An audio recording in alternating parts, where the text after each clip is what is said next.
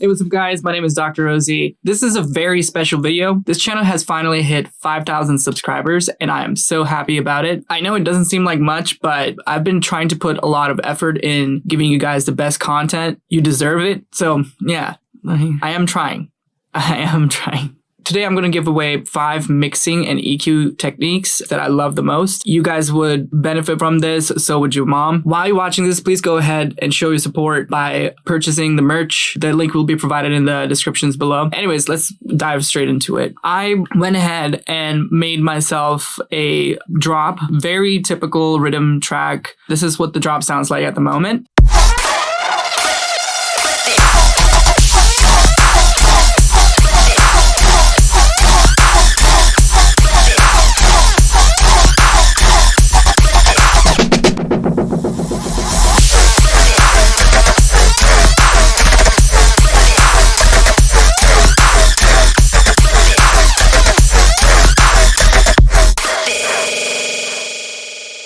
It probably sounds very done almost, maybe not. To some ears it might. There are a lot of mistakes that I see in this that I've purposely done so I can show them to you. Let's start with good old EQ. So I'm going to put an instance of EQ8 in here. Let's just start with the synth. What is happening at the 20 hertz? You can see there's like some random low sub frequency that we don't really need, to be honest. Fundamental just stops at 40, so I'm just going to cut it out completely. Tell everyone to cut out below your 20s. If you don't cut those out, that noise or that low noise is going to come out into your mixes, and then it's going to come out in the mastering channel as well. I can even go further, like 30 if anything.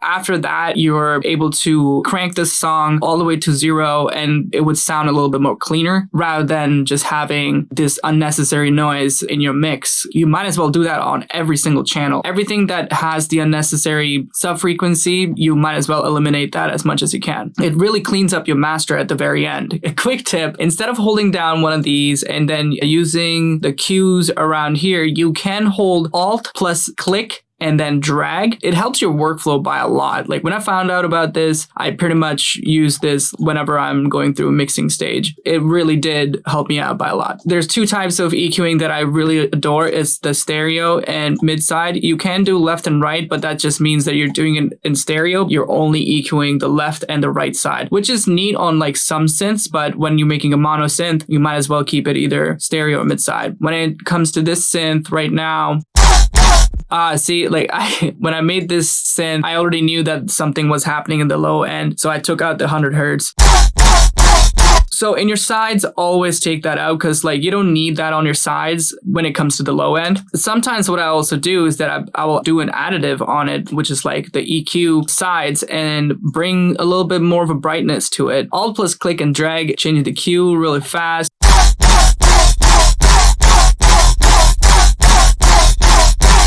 Clearly there's one that is really annoying, so I'm going to do a subtractive now. So I'm just trying to have an overall flat surface of sound in the sides. See, the fundamental frequency in this synth is about 830 hertz, but the annoying ones are here. So yeah, I'm going to do a big dip around 3000 hertz, and I'm going to do one more at the 200 hertz as well.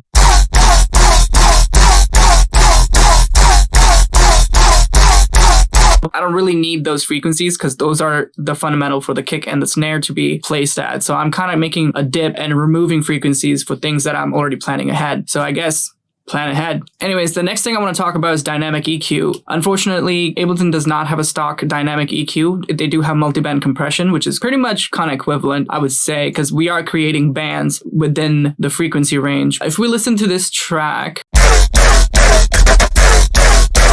there are a couple frequencies that are harsh. FabFilter does a really good job trying to show what are those frequencies that are being harsh. My favorite, the most unnecessary frequency that I hate the most is about 3000 hertz. So I will take that out and make this into a dynamic. And what this does is that you don't get to lose the sound designing that you have created. When something harsh comes around here, it will compress it.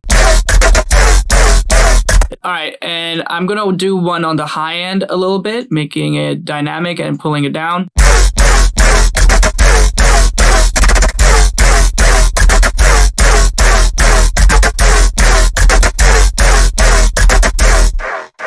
Cool thing about FabFilter that I really like is that you can just scroll to adjust the Q. Now I'm getting carried away. I'm thinking about mixing and I'm just now making as many changes with this right now. Anyways, you could go crazy on this if you wanted to. You can do mid-side on it. Right now I'm doing stereo. There's this synth as well. So we're going to use the multiband EQ idea on this. There's a wide range of frequencies that are harsh in this one. So I'm going to make a curve here, make this a bell shape, maybe 72, bring it down, make this dynamic.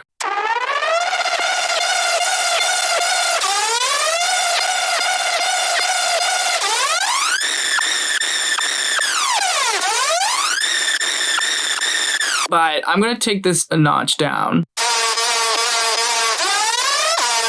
The annoying part is the noise, but at the same time, it kind of works with the drop. The next thing I wanted to talk about is sidechaining. It kind of relates to multiband and EQing as well. Right now, when we listen to it, the trigger is happening and everything, and we have all seen the Barely Alive video of how to sidechain with volume shaper or shaper box.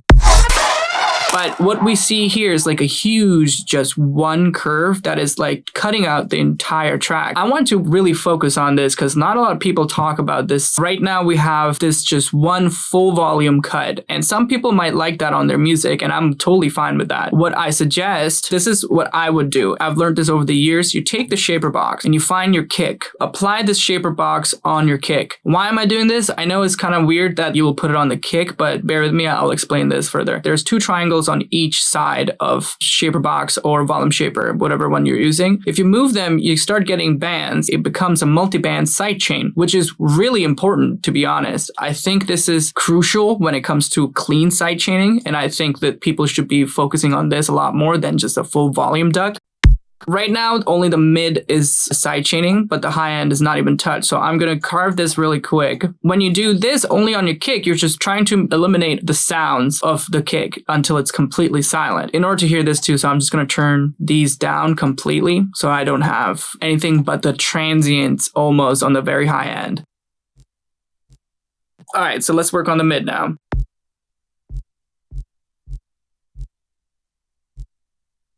So my mid is kind of beefier, so I'm going to make sure that I completely take that out as well.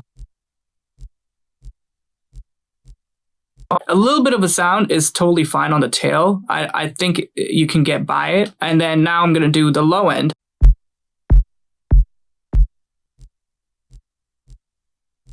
Cool. So that's pretty much how you silent the kick now. And what do you do next? You put the same thing right on top of the group that you had sidechaining, and then you do your normal routing as well. So now your kick is going to be completely sidechained. You can do this on the snare as well. If you use multiband, you're going to get a very surgical sidechain.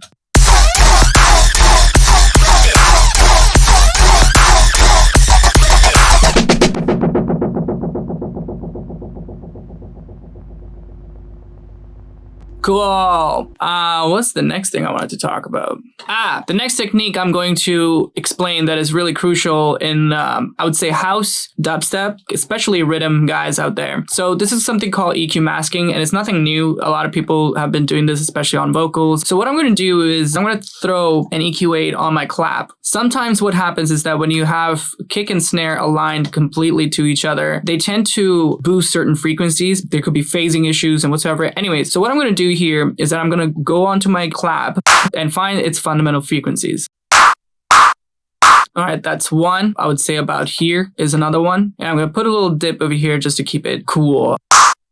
Perfect. Now we have this weird frequency. There's a scale option right here, and you can scale this up or down, which is really neat. This is going to help us mask our kick, so our clap fits perfectly. So I'm going to scale this down and cut out those frequencies so my clap will always fit perfectly on top of my kick.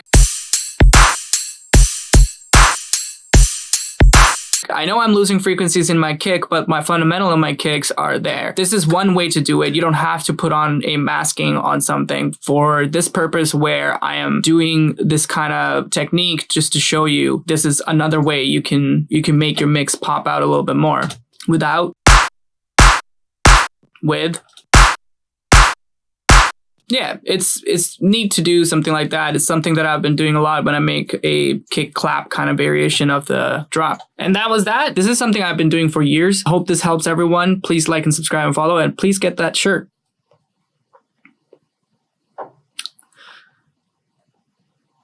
Please don't, yeah, I mean, I said that already. Let's stop this.